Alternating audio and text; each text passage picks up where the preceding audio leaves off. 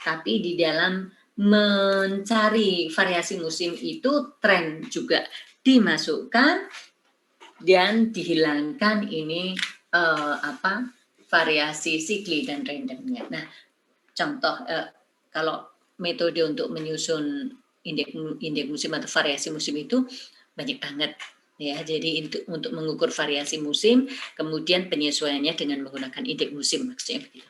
Nah, cara menentukannya, bagaimana menentukan variasi musim itu macam-macam. Ada moving average gitu kan ya, ada metode rata-rata sederhana, kemudian ada metode Faulkner yang saya minta kemarin 2, metode rata-rata sederhana dan Faulkner. Nah, metode rata-rata sederhana itu bagaimana? Anda perhatikan ini variasi musim itu dihitungnya dari data deret berkala ini, di rata-rata dulu. Di rata-rata dulu itu adalah untuk mengurangi pengaruh variasi sikli dan random. Setelah itu dikurangi dengan pertambahan nilai tren. Pertambahannya loh ya.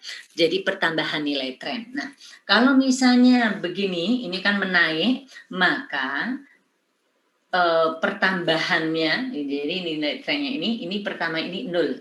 Jadi ini kan diturunkan begitu. Jadi ini 0, kemudian ke sini dikurangi 2B, katakan begitu, ini dikurangi 4B, di sini dikurangi 6B, biar menjadi lurus. Nah, jadi di sini 2B, 4B, 6B, kan begitu. Tapi kalau trennya itu B-nya negatif, maka pertambahan tren sekuler ini, 0-nya ditaruh di bawah. 2B, 4B, 6B. Gitu. Oke, baik. Kita coba.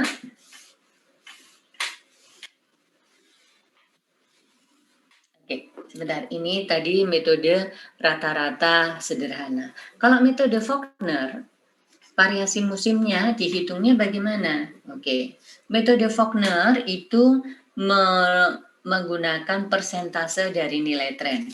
Maka di sini data deret berkala itu mesti dibagi trennya, ya, trennya. Tren di sini bukan pertambahan tapi nilai trennya langsung, ya. Kemudian dikalikan dengan 100. Setelah itu baru dibagi dengan N. Jadi pembaginya itu setelah dipersentasekan. Baru dibebaskan sikli dan randomnya. Kalau yang sederhana itu dibebaskan dulu baru dikurangi pertambahan nilai trennya. Ya, jadi kan di sini deret berkala dulu dibagi dengan N, baru setelah itu dikurangi pertambahan nilai tren. Tapi kalau ini nilai trennya bukan pertambahan, kalau ini pertambahannya. Karena ini dibagi N baru dikurangi pertambahannya, tapi kalau ini rasionya baru kemudian di rata-rata ya, kemudian dibagi dengan ini dibagi dengan N di rata-rata itu. Oke, baik. Misalnya kita buat contoh. Ini misalnya volume penjualan, volume produksi. Oke, ini kuartal 1, 2, 3, 4. Oke, volume produksi tahun 2018. Oke, ini 19, kemudian ini 20. Misalnya seperti ini.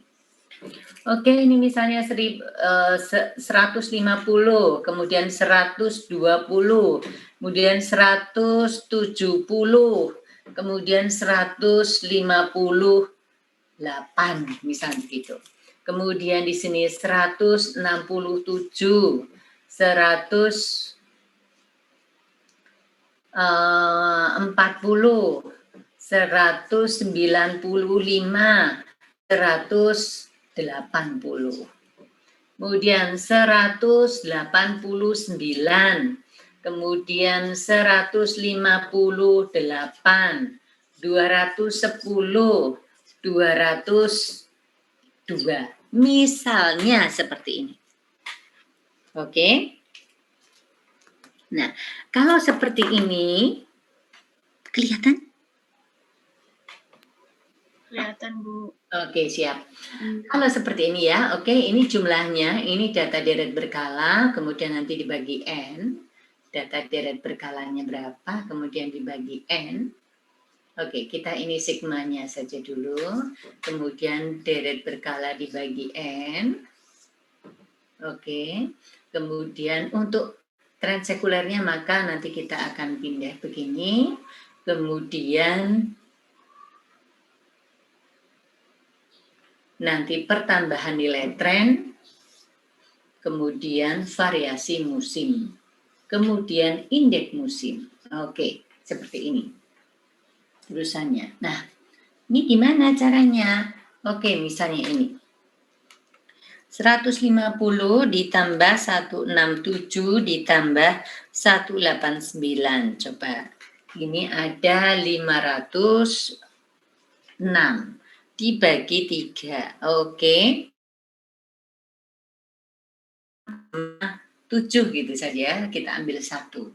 1 ditambah 140 ditambah 158. Oke, langsung saja bagi 3.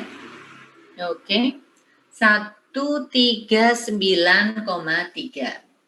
170 ditambah 195 ditambah 210, oke, dibagi 3. Oke. 191,7. 158 ditambah 180 ditambah 202.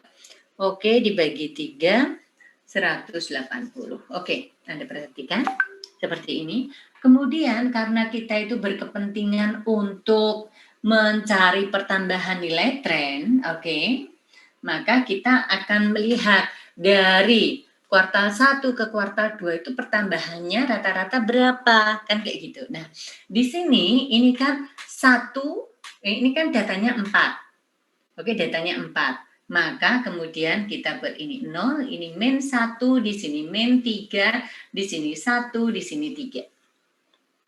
Nah, ini U-nya itu setiap kuartal itu 2. Maka nanti pertambahannya adalah 2B, kan begitu. Nah, sekarang kita mau nyari B-nya. B-nya sama dengan berapa? B itu kan sigma UY dibagi dengan sigma U kuadrat. Oke. UY-nya berapa? Ini kali ini, tambah ini, kali ini, tambah ini, kali ini, tambah ini, kali ini. Oke, kita hitung. Oke, 168,7 dikalikan min 3 ditambah 139,3 kali min 1 ditambah 191,7 ditambah 3 kali 180. Oke, nah ini sama dengan 86,3 dibagi ini 9 ditambah 1 itu 10, berarti dibagi 20. Dibagi 20, oke. Ini 4,315. 4,315 itu adalah B. Nah, ini kan positif. Positif itu artinya nanti makin lama makin naik, kan begitu. Ya, karena positif maka pengurangannya di sini adalah 0. Nah, kemudian berikutnya untuk naik 1 ini kan berarti 2B. Karena 1B itu hanya setengah kuartal. Berarti untuk 1 kuartal itu perubahannya di 2B. Berarti 4,315 dikalikan 2, berarti pertambahannya di sini 8,63. 8,63, kemudian 17,26, kemudian 25,89. Oke, 25,89. Nah, ini guys. Nah, kemudian variasi musimnya bagaimana? Variasi musim ya berarti kan deret berkala dibagi N dikurangi pertambahan nilai tren. Jadi ini dikurangi ini sama dengan 168,7. Berikutnya adalah 139,3 dikurangi 8,63. Jadi di sini 130,67. Kemudian berikutnya 191,7 dikurangi 17,26. Nah, di sini 174,44, kemudian 180 dikurangi 25,89.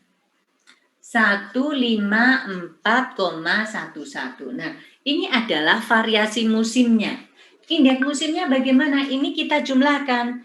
Ditambah 174,44 ditambah 130,67 ditambah 168,7. Oke. Nah, ini ada 627,92. Nah,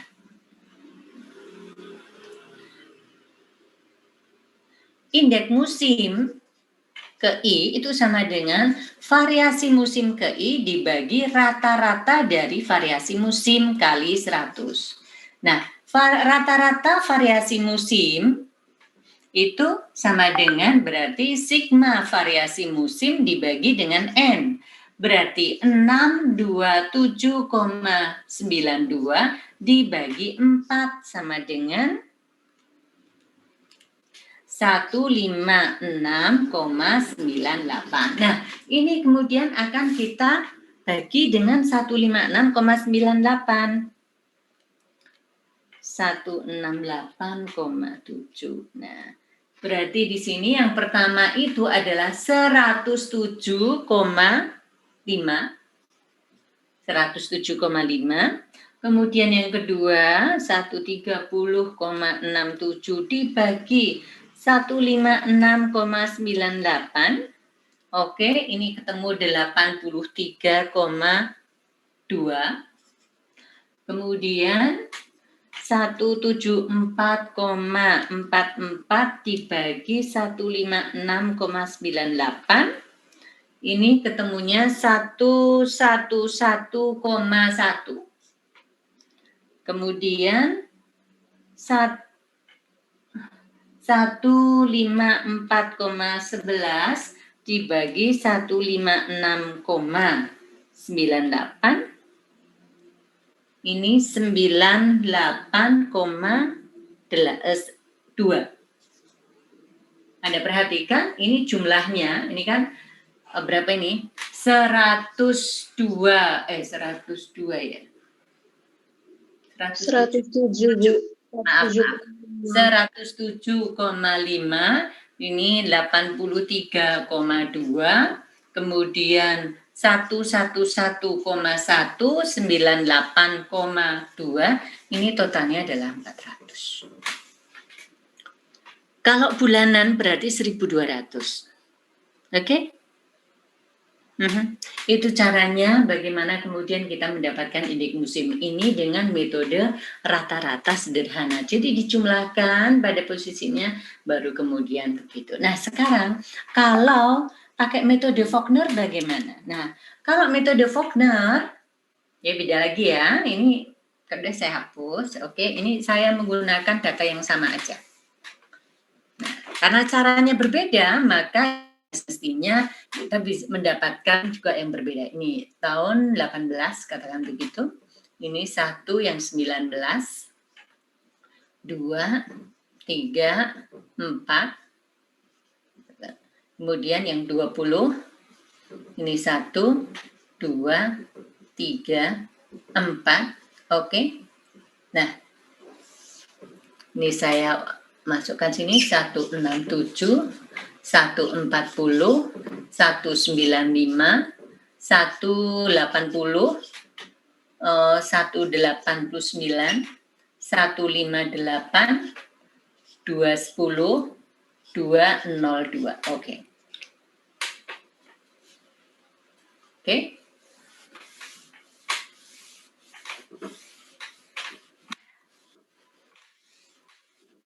Kita itu kalau metode Faulkner itu kita harus bikin trennya dulu.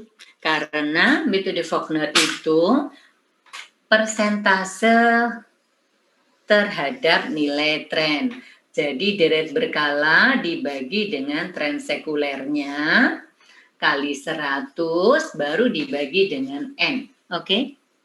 Nah, oleh karena itu untuk bisa menyusun trennya nanti kita pakai U-nya dulu.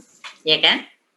Nah, karena ini 3 kali 4, 12. 12 itu berarti di sini nolnya, maka di sini min 1, min 3, min 5, min 7, min 9, min 11. 1, 3, 5, 7, 9, 11. Oke? Nah. Untuk menyusun tren itu perlu apa saja? Kan ada UY kan begitu ya, bantuan-bantuan itu loh. Kemudian ada U kuadrat kan gitu kan ya. Nah, oke. Saya kecil-kecil gitu aja. Kemudian setelah itu kita akan ketemu trennya. Oke, ini trennya, katakan Y aksennya, kayak ini trennya. Oke, setelah itu deret berkala itu Y dibagi Y aksen, kemudian dikalikan 100. Kayak gitu. Ini belum pada variasi musim. Variasi musimnya belum. Oke, ini baru tahapan sampai di sini. Karena kan kalau variasi musimnya untuk metode Faulkner, itu kan delta deret berkala dibagi dengan tren sekulernya dikalikan 100, baru dibagi N. Nah, ini kan belum sampai dibagi N. Jadi ini baru sampai di sini. Ini gitu ya. Oke, baik. Nah, kita coba. Nah, boleh ya, saya pakai kalkulator. Oke. Oke, regresi linear. Oke. Min 11, 150 data. Min 9, 120 data. Ya. Min 7, 170 data. Min 5, 158 data. Min 3, 167 data. Min 1, 140 data. 1,195 data. 3,180 data. 5,189 data. 7,158 data. 9,210 data. 11,202 data. Oke, baik. Nah, dari situ kita dapatkan sigma Y-nya itu adalah 2039. Jadi sigma Y-nya itu, kemudian sigma U kuadrat. Oke, sigma U kuadratnya 572. Kemudian sigma UY itu ketemu 1547. Kan kayak gitu. Nah, kemudian dari sini kita akan mendapatkan Y aksennya A plus B-nya itu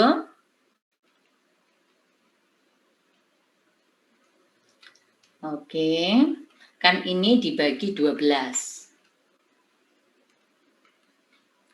169,92 katakan begitu ditambah 2,7045 U. Nah, kayak gitu. Di mana U-nya muat setengah kuartal. Artinya perubahan satu kuartal itu 2U, 2U, 2U. Oke. Nah, dari sini, kita akan masukkan Y aksennya itu berapa, trennya berapa. Kalau U-nya itu min 11. Oke. Kali min 11 ditambah 169 2. Bu, maaf tidak kelihatan, Bu. Oh iya sayang, maaf. Iya. Ini kira-kiranya maaf 140,17.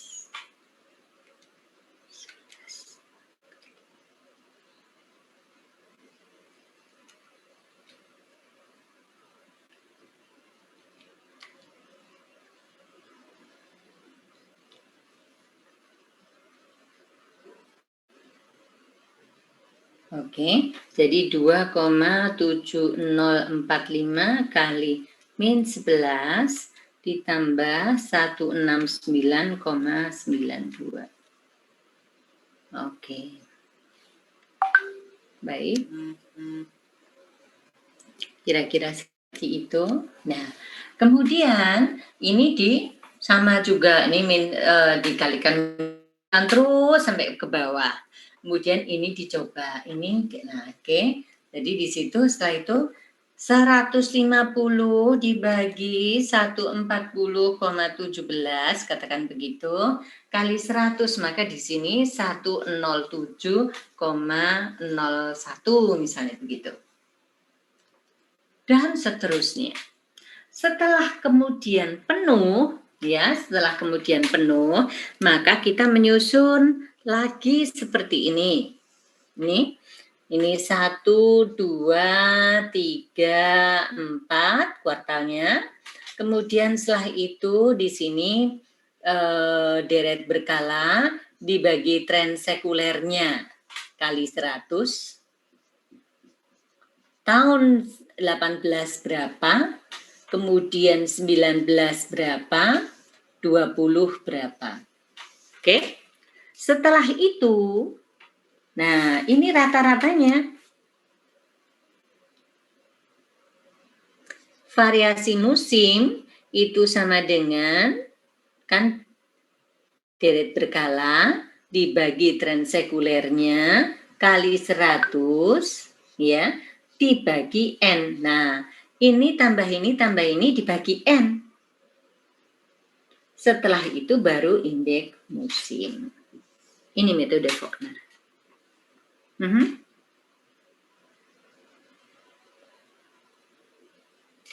Jadi ini sekelompok ini akan mendudukkan di sini. Kemudian berikutnya ini akan di sini. Ini akan di sini. Oke.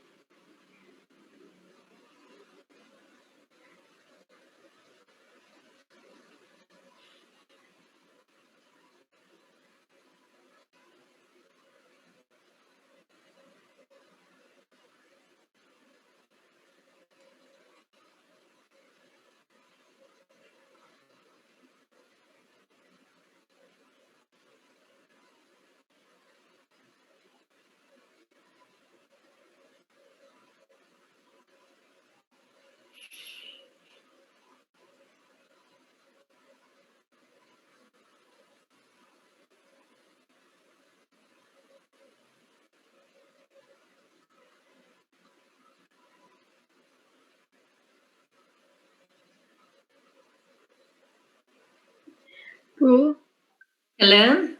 bisa diulang tadi cara mencari aksennya gimana, Bu? Ya aksennya kayak tren biasa sayang. Jadi ini ya aksennya bagaimana? Itu kan kalau tren itu kan Y aksen sama dengan A plus, begitu kan sayang? Nah, A itu kan metode ordinary square sigma UY, maaf, Y bar maksudnya. Jadi Y dibagi N atau Y bar. Sedangkan B itu adalah sigma UY dibagi sigma U kuadrat. Semoga masih ingat catatan yang kemarin. Nah, Y-nya, ya kan? Ini dibagi 12 mestinya dapat sekian. Nah, ini sigma UY. UY itu dari mana? UY itu dari kode kita, ini U, ini Y, kan begitu. Ini kali ini tambah ini, kali ini tambah ini, kali ini tambah ini, kali ini tambah ini, kali ini, kan kayak gitu. Nah, ini telah sekian. Ini dibagi dengan U kan sama sekian. Nah, ini kan min 11, maka ini diganti U-nya min 11. Jadi 169,92 ditambah 7045 kali min 11 itu dapatnya 140,1705. Gitu. Ya, Bu, makasih, Bu. Sama-sama. Pokoknya silahkan Anda bertanya sekecil apapun tidak masalah. Nah, setelah itu dapat, baru ini, nah masuk kayak gitu.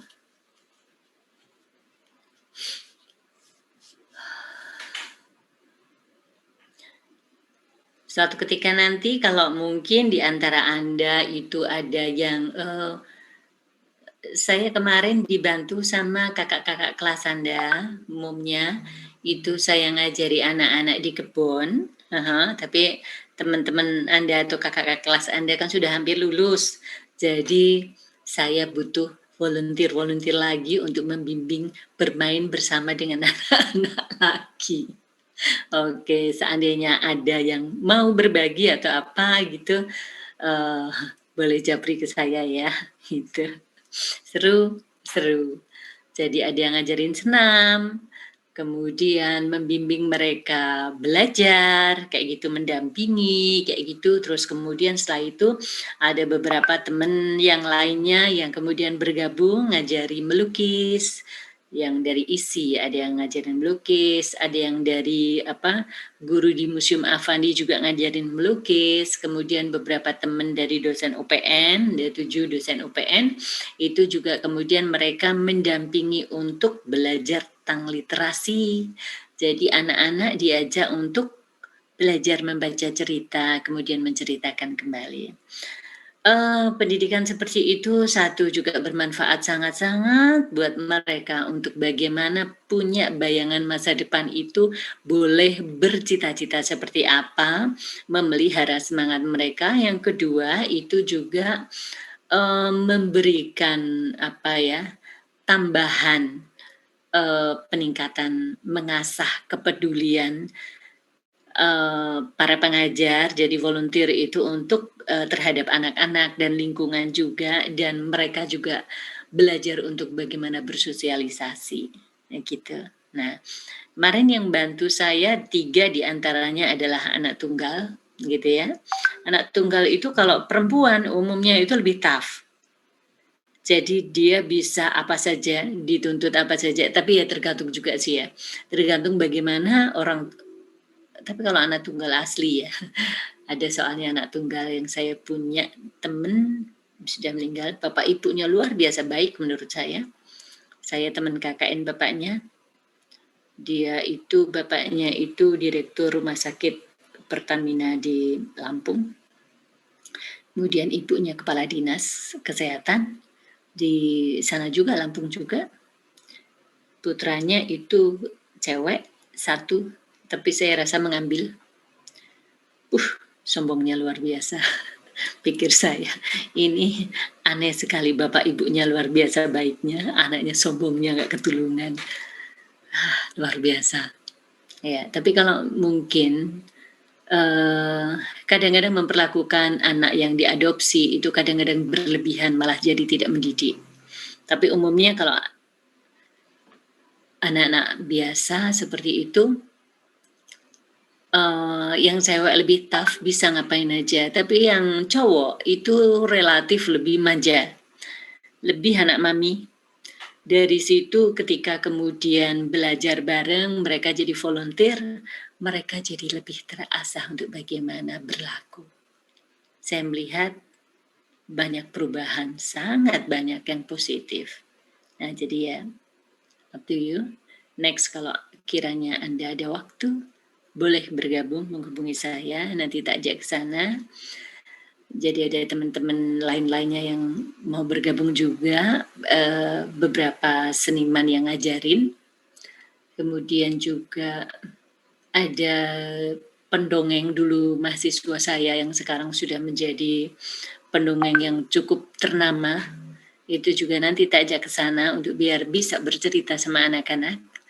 Dan ya berbagi kebaikan saja, tidak usah berpikir apa-apa. Kalau kalian lagi sedih, Pol, lagi galau, Pol, lakukan kebaikan apapun, sekecil apapun. Mungkin akan bisa melonggarkan hati kalian juga. Ini omong-omong hal yang lain. Baik. Oke, untuk ini mungkin ada yang mau ditanyakan. Bila nanti nggak ada yang ditanyakan, saya akan masuk ke regresi korelasi. Gimana? Ada yang mau ditanyakan? Ya, boleh lanjut? Lanjut aja dulu, Bu. Oke, siap.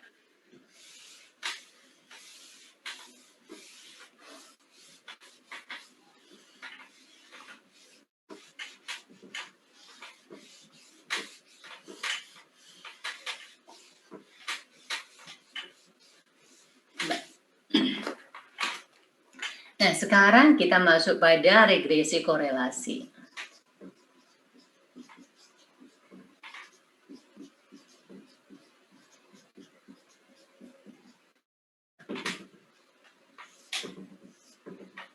Regresi dulu. Jadi analisis regresi. Regresi itu ada regresi linier dan ada regresi non-linier, ya. Ada regresi linier sederhana. Sederhana itu artinya bahwa karena ada dependent variable dan independent variable. Sederhana itu independent variabelnya cuma satu. Tapi kalau multiple regression, multiple linear regression, jadi regresi linier di mana independent variabelnya tidak hanya satu. Yang kayak gitu ya. Oke, regresi itu apa sih regresi? Ini merupakan bentuk penyederhanaan atau model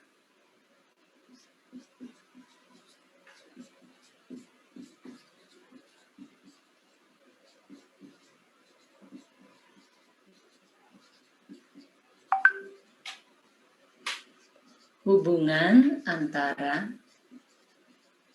suatu variabel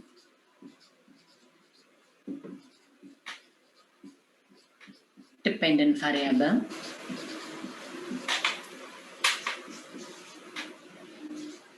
dengan variabel lain independent variable yang mempengaruhinya.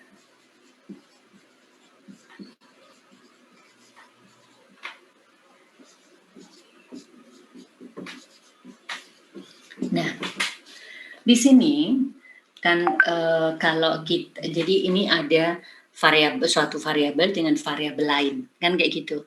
Kalau kemarin itu tren itu variabel, suatu variabel dengan variabel lainnya itu adalah waktu. Kalau ini bukan waktu, kan kayak gitu ya. Jadi variabel lain itu bisa apa saja yang sekiranya ada kaitannya. Jadi kalau ada data pasangan-pasangan, jadi ada data lengkap kayak gitu, masukkan ke pengolah data. itu bisa saja nanti keluar angka, keluar hasil. Tapi apakah itu berarti? Belum tentu. Kan kayak gitu. Jadi jangan bersikeras, ini masukkan pengolah data nanti ini keluar, enggak. Kalian harus ngerti esensinya itu apa, perlu dan sebagainya seperti itu. Oke. Nah, pertama itu yang harus Anda pegang adalah logika hubungan semestinya sebelum kita memasukkan dan mengolah data. Misalnya saja, kita bicara tentang sama-sama ada angkanya. Panjang rambut bisa diukur ya? Bisa? Pakai penggaris? Bisa, Bu. Bisa. Bu. Oke. Bisa, Bu. Misalnya Bu. Ana memiliki panjang rambut yang paling panjang itu katakan 50 cm. Gajinya 15 juta.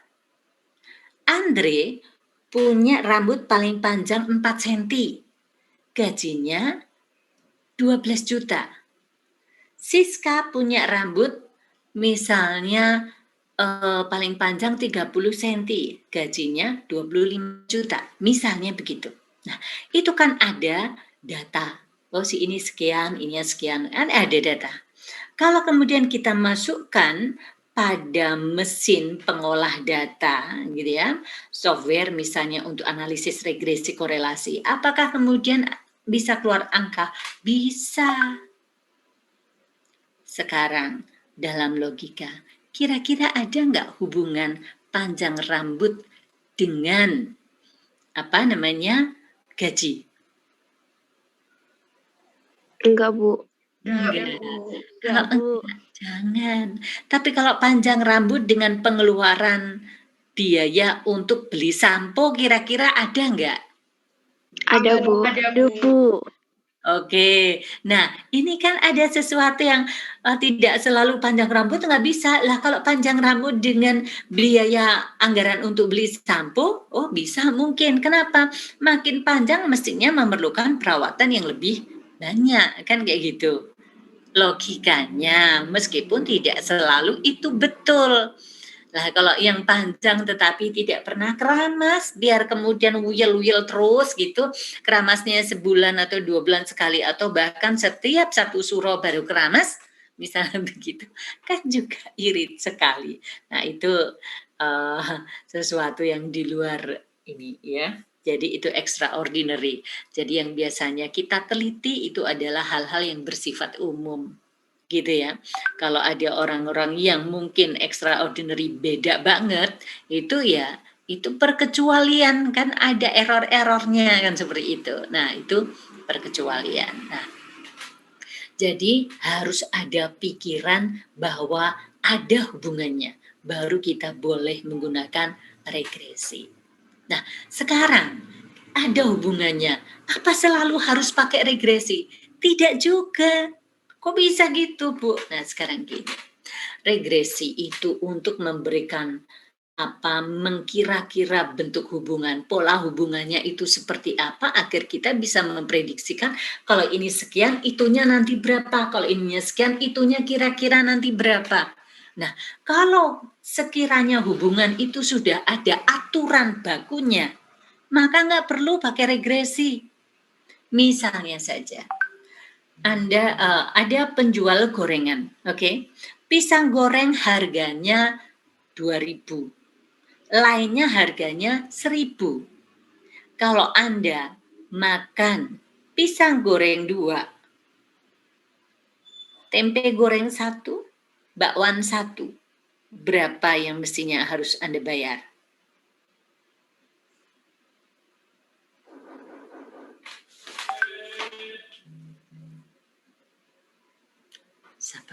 Sebentar ya, ada ketuk-ketuk.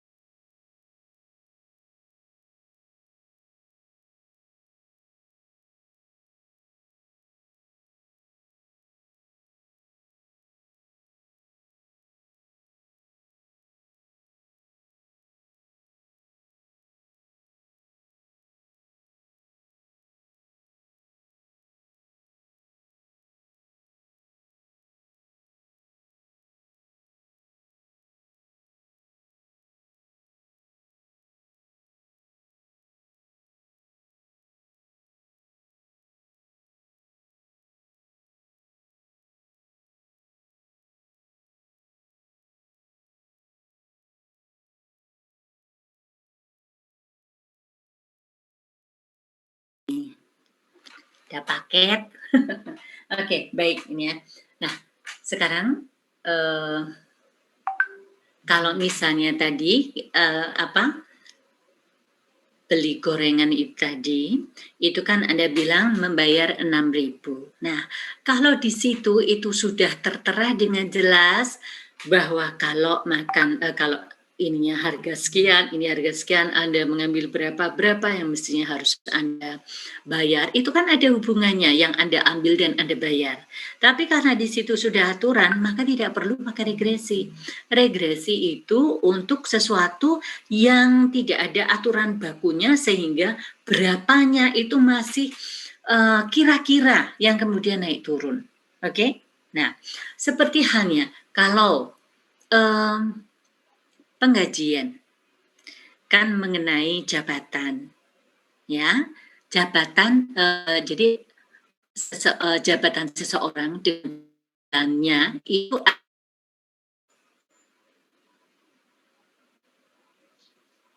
Ada Bu. ada. Jadi kalau direktur sama bukan direktur itu kan ada perbedaan di situ. Jadi kalau dia menjabat, jadi jabatan, dia menjabat, seseorang menjabat dan enggak itu kan berbeda, gitu kan ya. Kemudian masa kerja dengan penghasilan itu ada hubungannya enggak?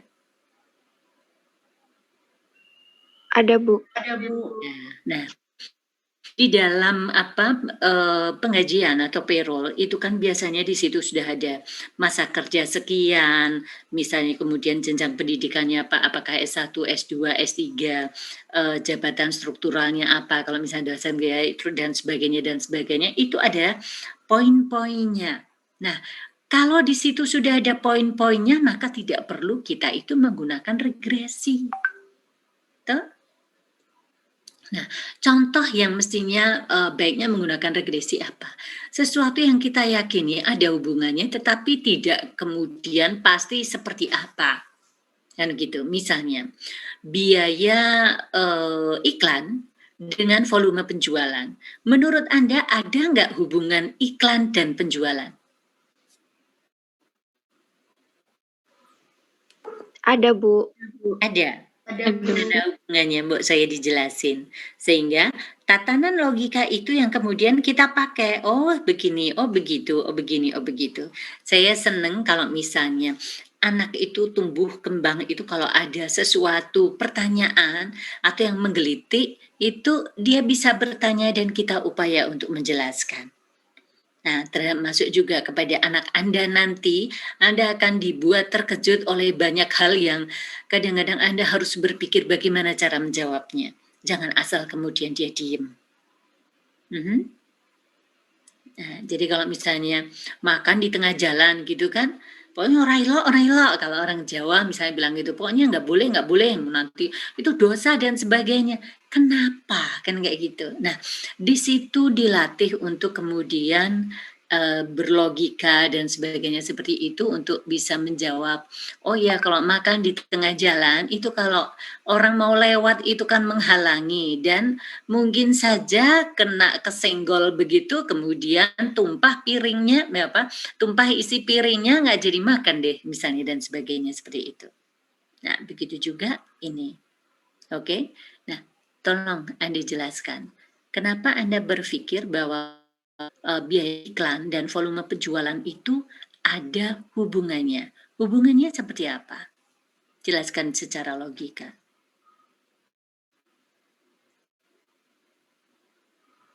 Tidak ada, Bu. Nggak ada hubungannya biaya iklan dan volume penjualan. Karena biaya iklan itu tergantung berapa lama durasi yang kita minta untuk iklan. Volume penjualan nggak ada hubungannya dengan biaya iklan? Coba, iklan itu dipakai untuk apa? Mempromosikan. Untuk menaikkan penjualan. Untuk meningkatkan volume penjualan, Bu. Jadi, ada hubungannya nggak? Ada, Bu. Ada. Karena Ada, Bu. Ada, Bu. Coba dijelaskan gimana logikanya sehingga biaya iklan itu ada kaitannya dengan volume penjualan. Iklan dibuat untuk apa tadi? Untuk meningkatkan volume penjualan, Bu. Oke, gimana caranya? Kok bisa dia itu bisa meningkatkan volume penjualan? Kalau biaya iklannya tinggi, Kalau berarti iklannya yang bagaimana? Iklan itu dibuat biar kayak apa? Iklannya bagus atau nyebelin atau yang gimana? menarik. Oke. Menarik. Iklan yang menarik Menarik minat. itu iklan yang menarik itu akan menjadikan pemirsa itu jadi kepingin, ya enggak? Iya, Bu. Yang kemudian menjadikan ada aksi beli. Kan gitu tuh endingnya. Iya, Bu. Nah, biaya harapannya ya kalau iklannya yang mesti bagus, menarik gitu biasanya biayanya mahal atau murah? Cenderung mahal. Kecenderungannya mahal. Sehingga mengeluarkan iklan yang besar itu harapan untuk menaikkan volume penjualannya juga besar. Nah, kalau kita mengeluarkan biaya iklan gede, kok volume penjualannya itu kok tetap kecil, itu perlu dikaji. Ada yang salahkah? Salah memilih media iklan? Salah memilih partner untuk iklan? Kan kayak gitu. Karena secara logika mestinya harus naik, gitu loh ya. Jadi pertama itu dasarnya adalah logika kita dulu. Paham? Paham, Bu. Paham, Bu. Jadi kalau misalnya gimana ini aku susah menjualnya, udah diiklanin aja kan kayak gitu. Biar orang banyak yang tahu. Kalau banyak yang tahu orderannya kan tambah banyak kan kayak gitu. Tapi ngiklanin itu pakai biaya, enggak kan? Ya kan? Makin gede iklan kita, makin besar biayanya kan kayak gitu. Iklan koran pakai kecil, biayanya relatif kecil. 1 lembar, nah gede banget gitu kan ya. Pengennya seminggu full dimuat, gede sekali. Kemudian untuk jadi kan ada rating toh. Kalau misalnya acara TV dan sebagainya banyak pemirsanya, itu pasang iklan di situ, mestinya mahal sekali gitu kan ya. Ya enggak? Ya, Bu. Iya, Bu. Sudah bisa nangkep ya? Nah, tapi berapanya, bagaimana hubungannya itu kan masih dalam pertanyaan. Nah, itu yang kemudian kita menggunakan regresi.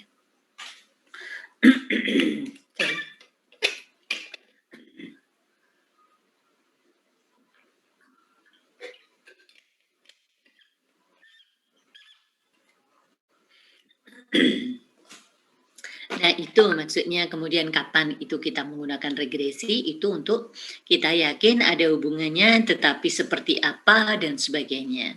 Kayak gitu, ya. Baik. Nah, kemudian regresi itu kan ada linear dan non-linear. Regresi. Linear, non-linear.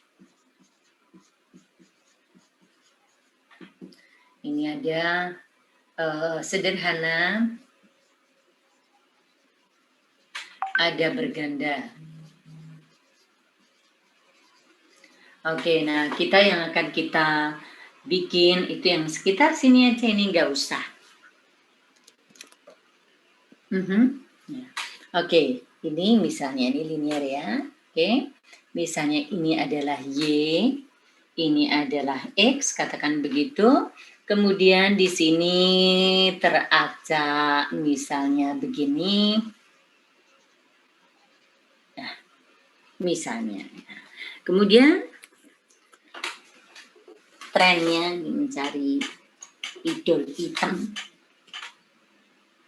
Tren, oke. Regresinya misalnya linear begini. Ini Y hat. Saya menggunakan ada Y hat ya.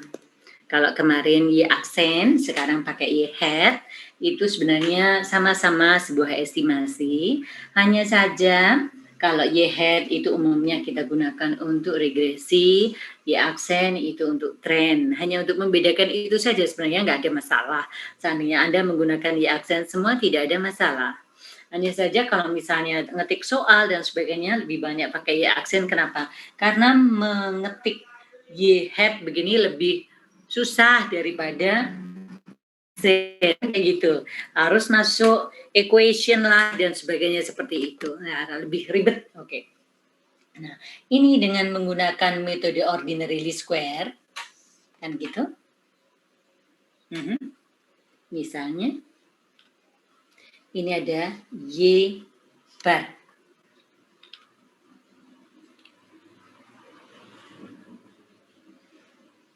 Oke, sorry. Misal.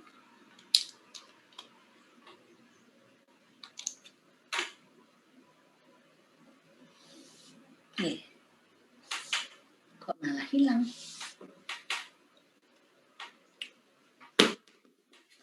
Ouch.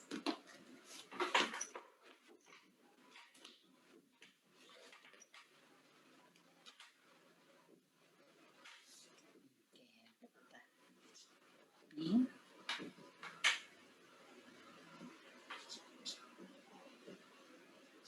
Ya. Kemudian misalnya ini gini.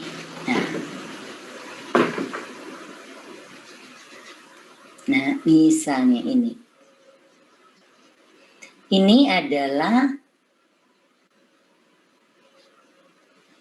ini X ya. Ini XI. Ini XI. Nah, pada XI ini di sini adalah Y observasi. Oh, ini ngepas sih, taruh sini aja. Y observasi, oke, di sini. Nah, yang hitam ini adalah Y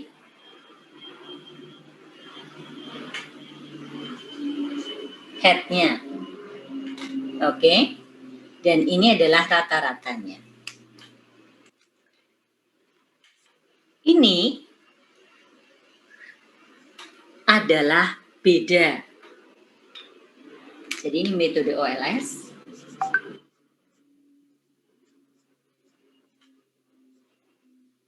Ini syaratnya adalah sigma beda antara data observasi dengan rata-ratanya adalah 0. Kan gitu. Kemudian yang kedua, sigma beda antara data observasi dengan rata-ratanya itu adalah minimum.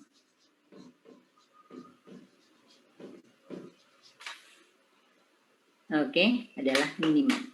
Oke, maaf yang atas yang saya hapus. Biar gambarnya masih kelihatan. Nah,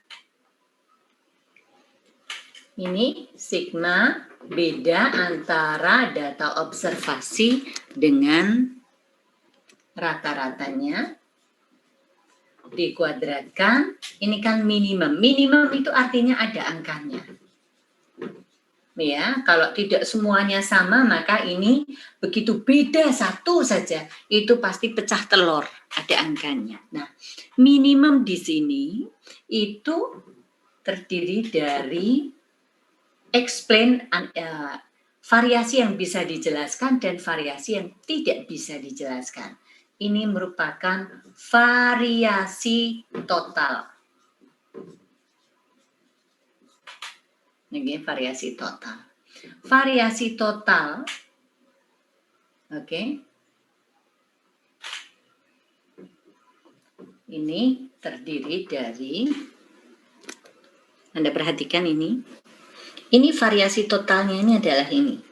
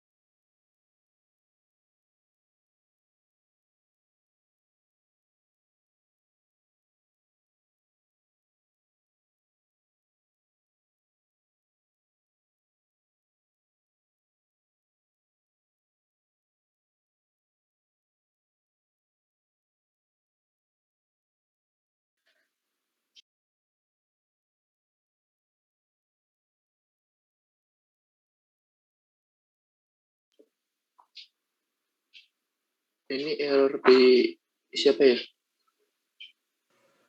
Iya. Udah, bisa balik lagi? Oke. Nah, ini terdiri dari sigma. Oke, ini total variance-nya kita ini kan dulu.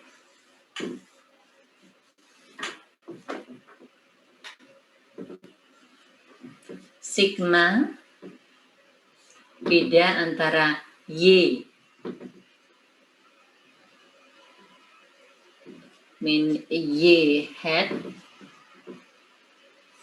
kuadrat ditambah sigma Y hat dikurangi Y bar dikuadratkan.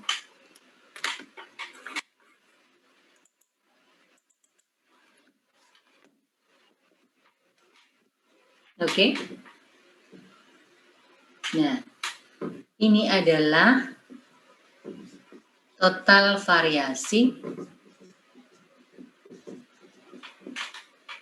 Oke. Ini unexplained. Yang tidak bisa dijelaskan itu adalah beda antara data observasi dengan estimasinya. Ini yang dapat dijelaskan. Explain variation. Nah, makin besar persentase yang bisa dijelaskan, itu makin baik model tersebut digunakan untuk meramalkan. Tapi sebaliknya kalau yang besar yang ini, makin tidak baik untuk meramalkan karena banyak melesetnya. Kalau ini berarti banyak dekatnya dengan realita, gitu. Baik. Nah, ini kira-kira seperti itu. Kemudian kita masuk ke penyusunan regresi linier sederhana.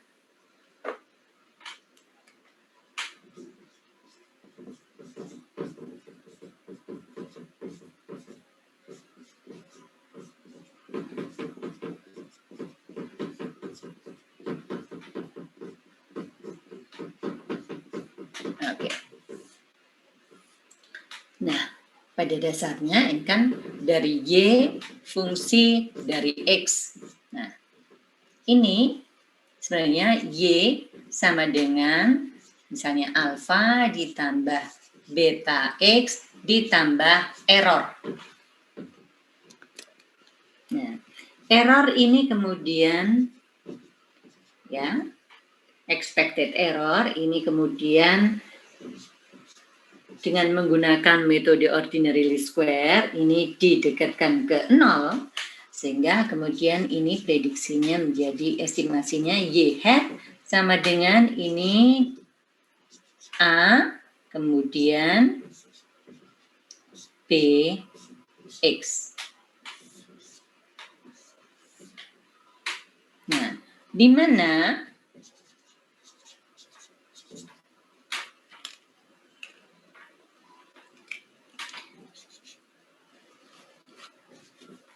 Y hat estimasi rata-rata Y pada X tertentu. Ini dependent variable. Jadi nilainya lebih banyak ditentukan oleh ini berapa baru kemudian ketemu ini. Nah, A ini adalah intercept atau titik penggal terhadap sumbu. Intercept atau konstanta. Ini merupakan rata-rata Y saat X adalah 0.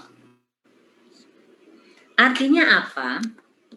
Nilai Y yang tidak dipengaruhi oleh X. Oke. Kemudian B ini rada jauh, saya naik aja ya. Oke, B itu ini A ini juga merupakan koefisien regresi dari dependent variable. Devar. Tapi jarang ya digunakan ini, hanya ada beberapa software itu mengatakan ini adalah koefisien regresi dari dependent variable. Nah, umumnya yang dikatakan koefisien regresi itu dari regresi ya ini. Jadi misalnya di sini ada CZ katakan begitu, ya ini koefisien regresinya, ini koefisien regresi dari X, ini koefisien regresi dari Z, gitu. Nah, kemudian saya masuk ke B. Nah, ke sini ya.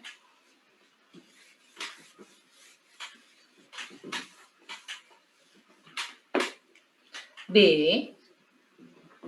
ini merupakan koefisien regresi dari independent variable X. Ini menunjukkan rata-rata kenaikan atau perubahan Y untuk setiap 1 unit X. Nah, X adalah independent variable. Kemudian bagaimana cara mendapatkan A dan B ini? Oke.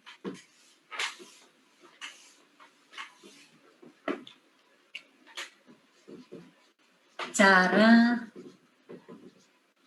menghitung A dan B,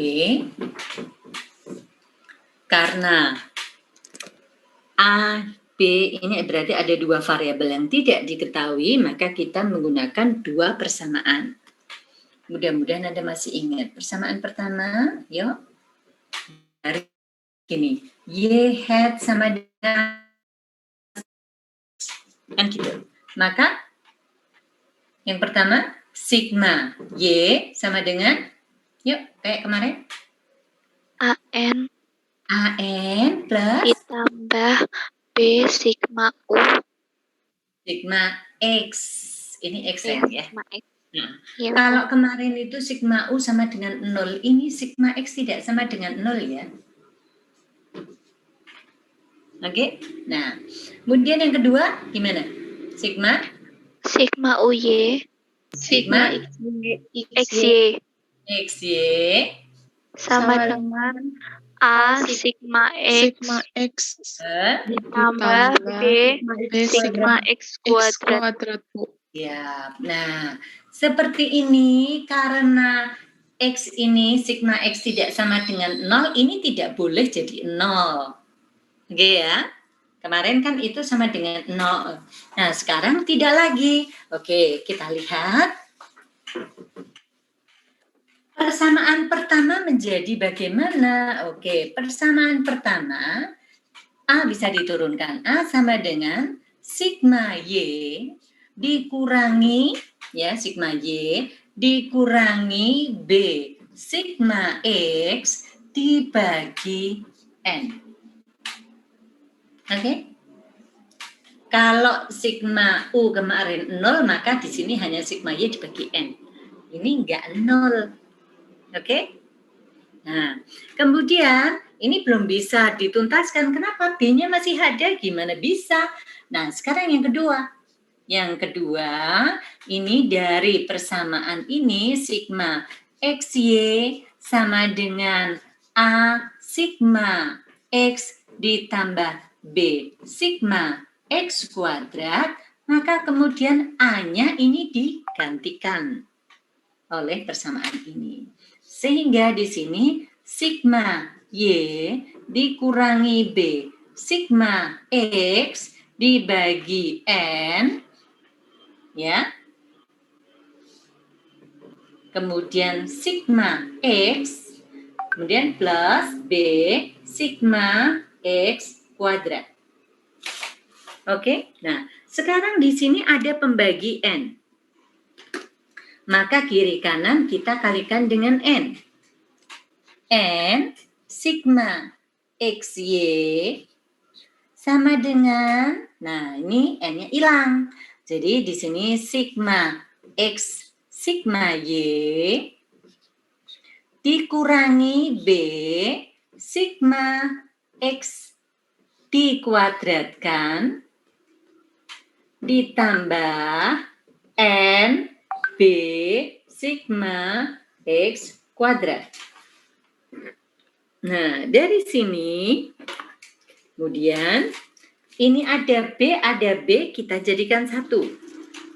Sama dengan di sini tetap sigma X, sigma Y ditambah B, buka kurung, oke, N sigma X kuadrat dikurangi sigma X dikuadratkan. Oke, dari sini kemudian kita bisa menuliskan B sama dengan B sama dengan, nah ini B-nya di sini, oke ini dulu, N sigma XY dikurangi sigma X sigma Y dibagi, nah ini, baik.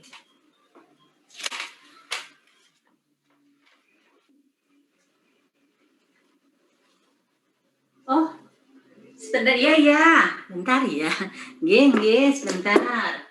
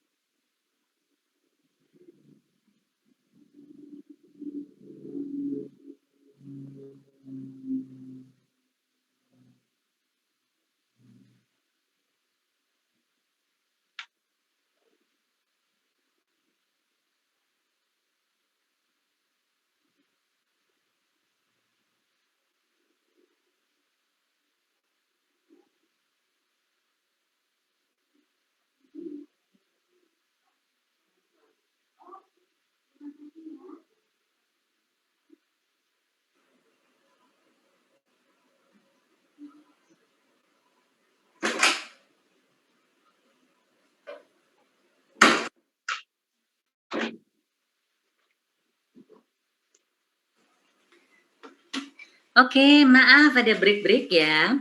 Oke, sebentar.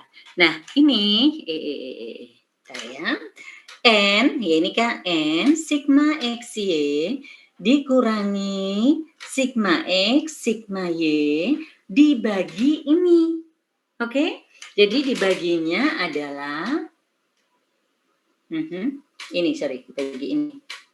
N sigma X kuadrat dikurangi sigma X dikuadratkan.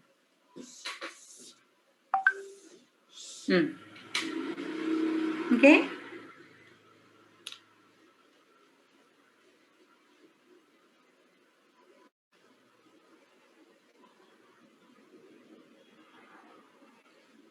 Bisa ya, mudah-mudahan. Oke, kalau sudah, saya akan ajak dengan sedikit contoh, ya. Terus kemudian nanti ini tidak saya hapus karena nanti koefisien korelasi saya akan kembali lagi pada rumus yang di sini. Oke. Oke, baik. Kita akan membuat contoh kasus misalnya yang sederhana saja. Oke, misalnya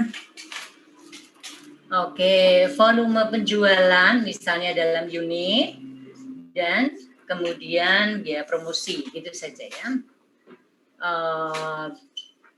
Biaya iklan.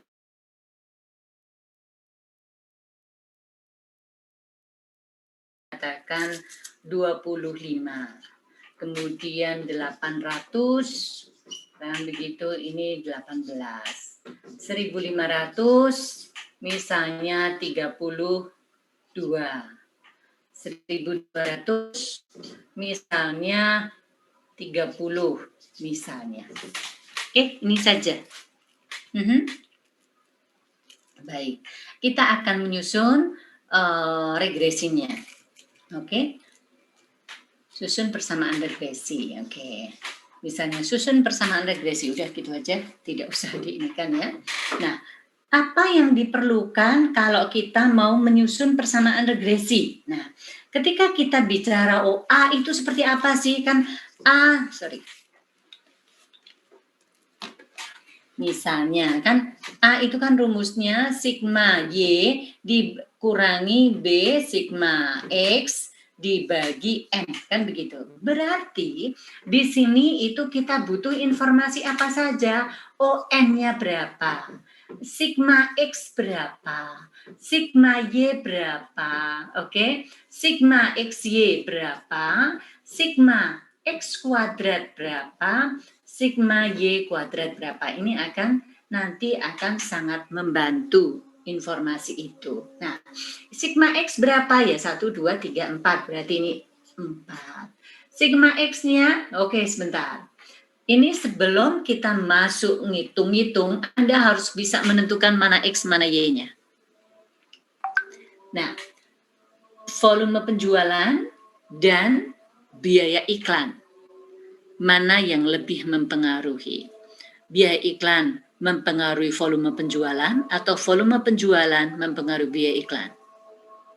Biaya iklan. Biaya iklan mempengaruhi volume penjualan. Oke, baik. Dengan begitu mana X-nya jadinya? X-nya biaya iklan, Bu. Oke, siap. Berarti ini X-nya biaya iklan, ini Y-nya. Oke? Nah, kemudian kita pinjam lagi kalkulatornya. Oke, biar lebih gampang. 25,1000 18,800 boleh 32,1500 30,1200. Oke. 1 ini 2873 105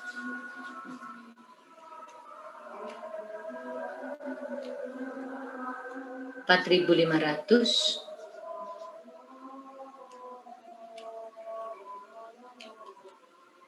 1, 2, 3, 4 kok bagus man 1, 2, 3, 4, 0, 0. Oke, 5, 3, 3, 0, 0, 0, 0. Oke, nah sekarang kalau kita mau ngitung B-nya berapa?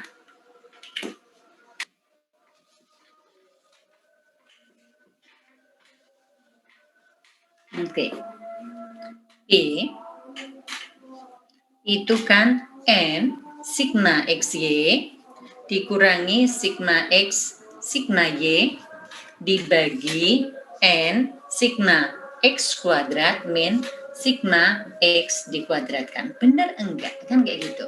Ini 4 dikalikan berapa? Dikalikan 1, 2, 3, 4, 0, 0 dikurangi 105 dikalikan 4.500 dibagi 4. Nah, saya berharap kalau Anda ujian, Anda bisa begini, kemudian tulis ini dulu, baru kemudian tulis ini. Oke? Meskipun bisa langsung, tetapi saya ingin Anda berproses. Oke, ngerti. 2873 dikurangi 105 dikuadratkan. Oke.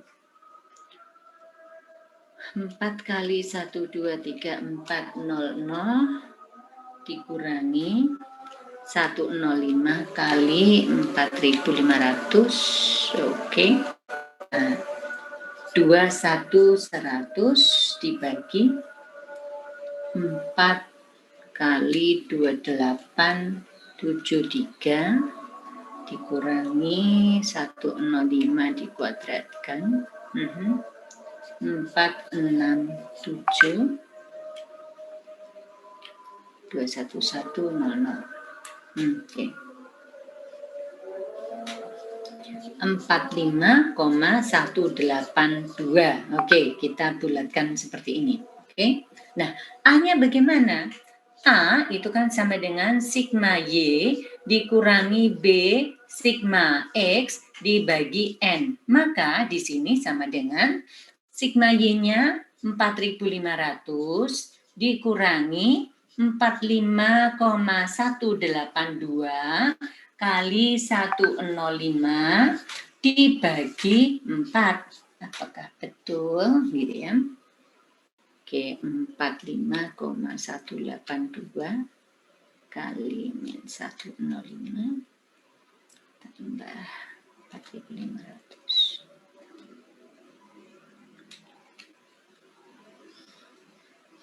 Min 60,975. Oke. Coba.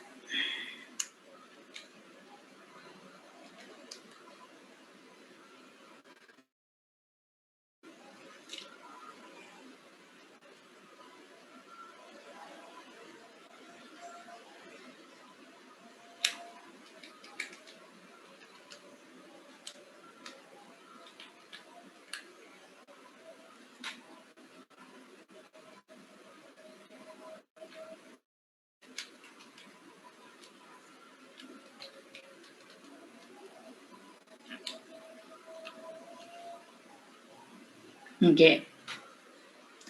Baik, ini hanya perbedaannya lantaran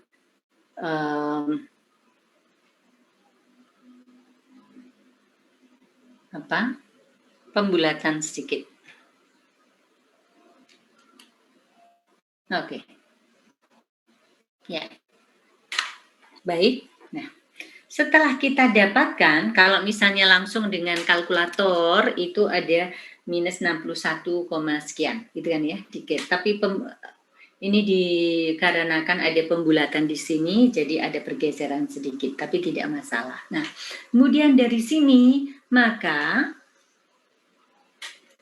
Y aksen, Y hat, sama dengan di sini min 60,975 ditambah 45,182 X. Nah, ini seperti ini model regresinya.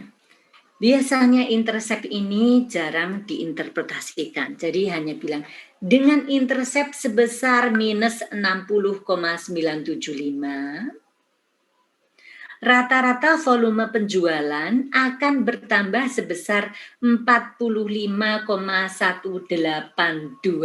unit untuk setiap dikeluarkannya biaya iklan sebesar 1 juta rupiah.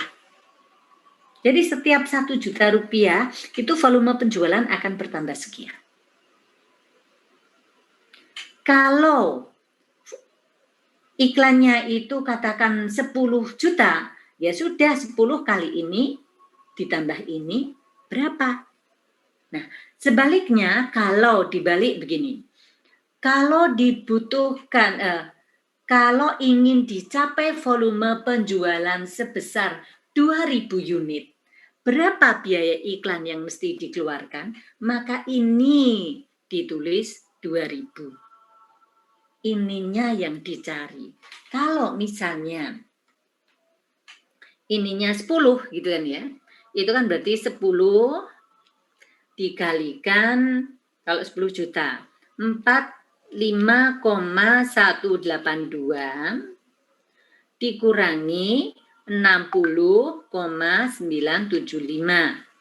Oke, di sini tertera 450.179,025. Sebentar. 10 kali 45, ini saya salah mencet. Itu 82. Oke, dikurangi 60,975. Maaf. Oke. Jadi mestinya ketemu 390,845. Oke. Kalau kita pakai kalkulator langsung ya, 10 kemudian save, cari Y. Nah, sama ya. Ini karena pembulatan saja. Jadi kan 10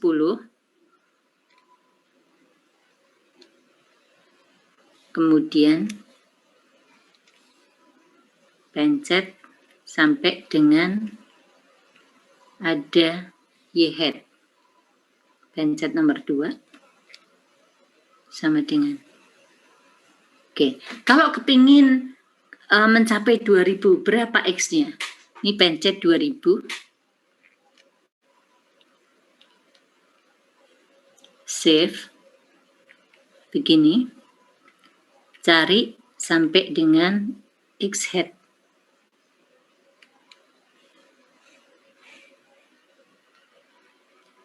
Oke, jadi memerlukan 45,616 juta.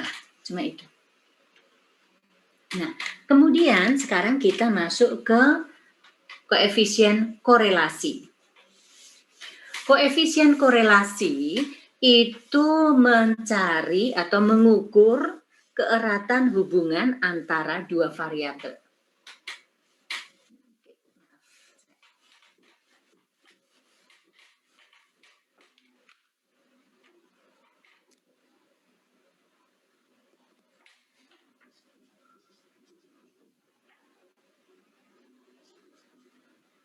Sorry, maaf, koefisien korelasi, maaf.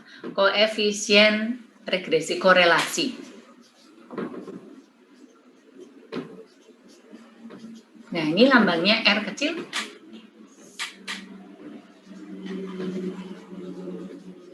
Mengukur keeratan hubungan dua variabel. Nah, X dan Y, gitu ya. Nah, R ini bernilai antara -1 hingga 1. Bila R ini mendekati plus minus 1, hubungan X dan Y erat. Oke. Bila R mendekati 0, ini lemah. Tapi kalau R sama dengan 0, untuk regresi linier, independen atau bebas, tidak ada hubungan. Oke. Tidak ada hubungan.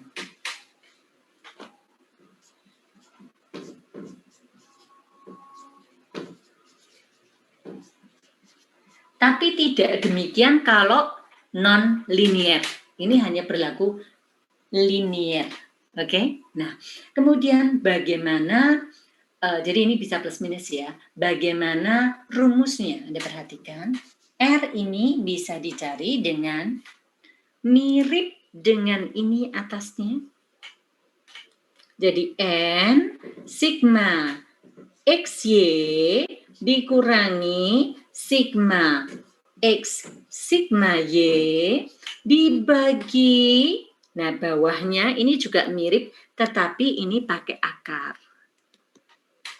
akar N sigma X kuadrat dikurangi sigma X dikuadratkan dikalikan, ini ada Y-nya, N sigma Y kuadrat dikurangi sigma Y dikuadratkan.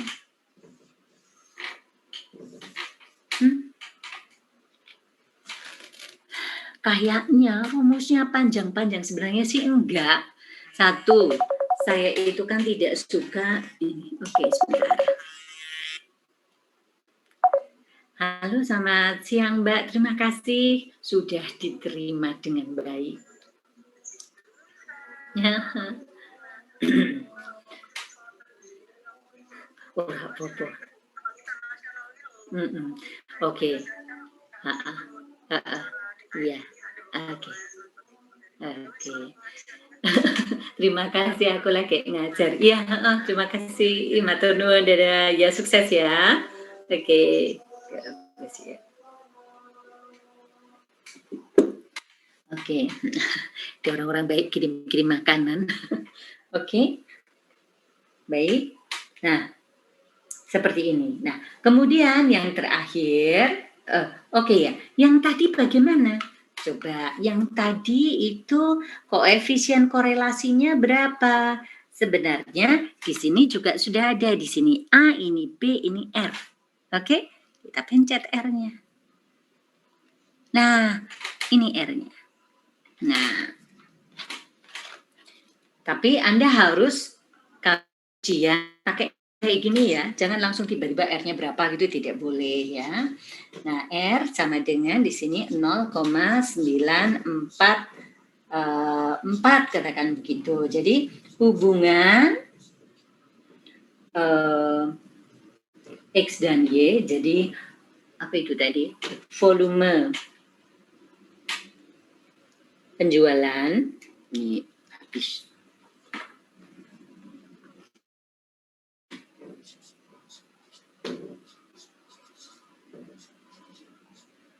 Erat. Oke. Baik. Nah, dan berikutnya yang terakhir ya, itu adalah koefisien determinasi. Oke. Koefisien determinasi.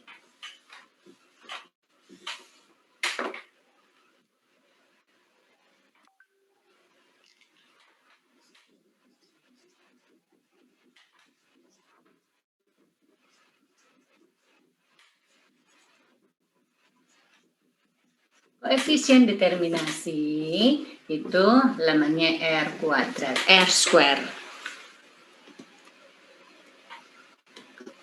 Nah, koefisien determinasi itu adalah R square. Ini menunjukkan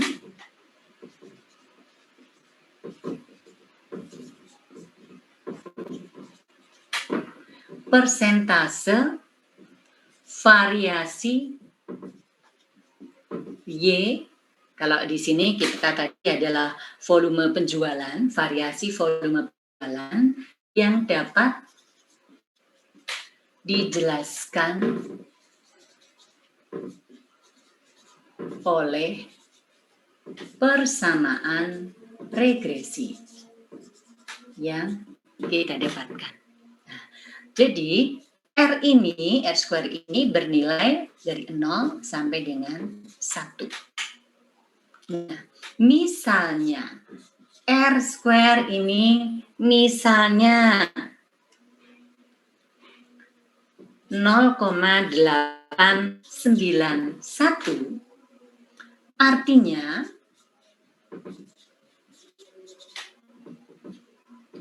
variasi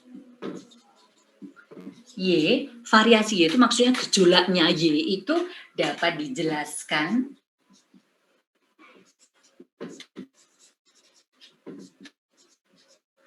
oleh model regresi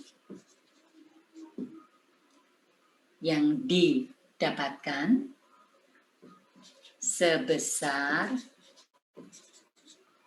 89,1%.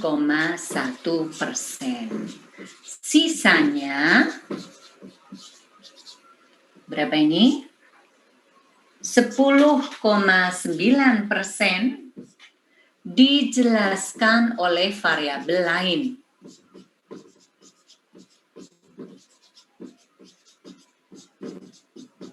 Oke. Nah, bagaimana cara mencari koefisien determinasi ini? Oke. Rumus. Oke. Itu R square sama dengan explain variation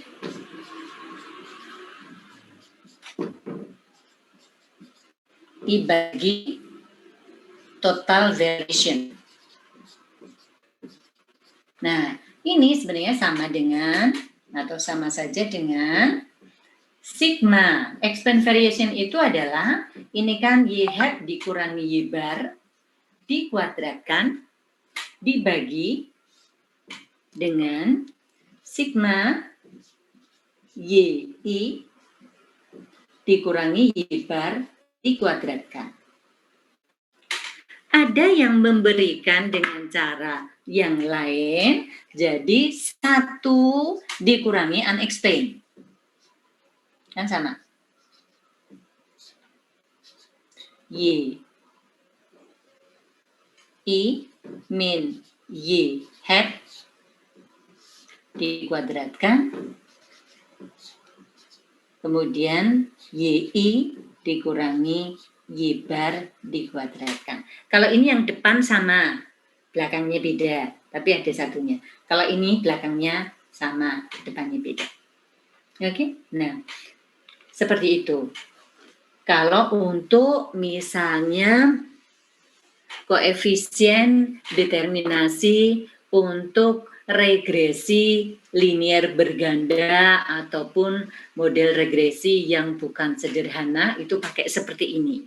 Tapi kalau yang sederhana itu kita bisa ini R square ini bisa kita dapatkan dari koefisien korelasi yang dikuadratkan.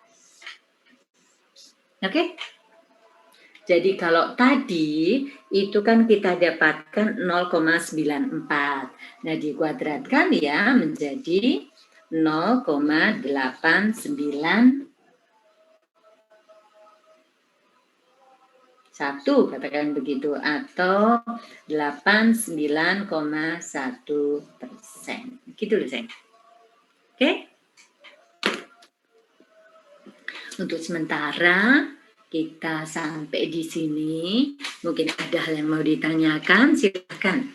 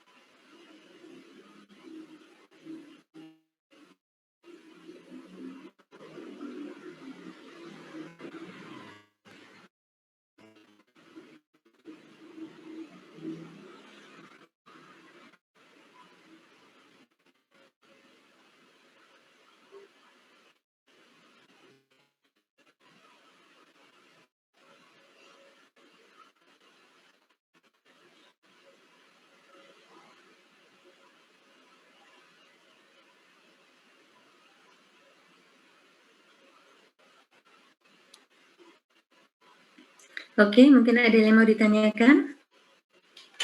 Halo sayang.